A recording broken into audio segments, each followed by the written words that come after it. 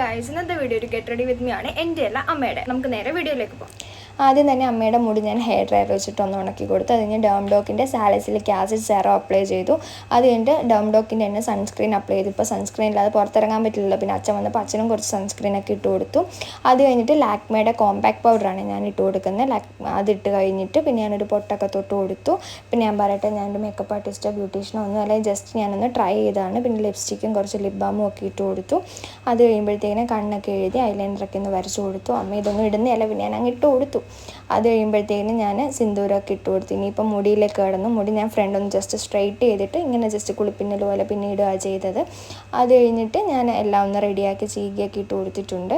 പിന്നെ ഞാൻ അതിൻ്റെ ഇടയ്ക്ക് അമ്മ ഇങ്ങനെ പറയുന്നുണ്ട് എന്നെ ബ്യൂട്ടീഷ്യൻ പഠിക്കാൻ വിടാമെന്നൊക്കെ, കൗണ്ടറൊക്കെ അടിക്കുന്നുണ്ട്. പിന്നെ ഞാൻ കമ്മലൊക്കെ ഒന്ന് റെഡിയാക്കി ചന്ദനമൊക്കെ തൊട്ട് കൊടുത്തു.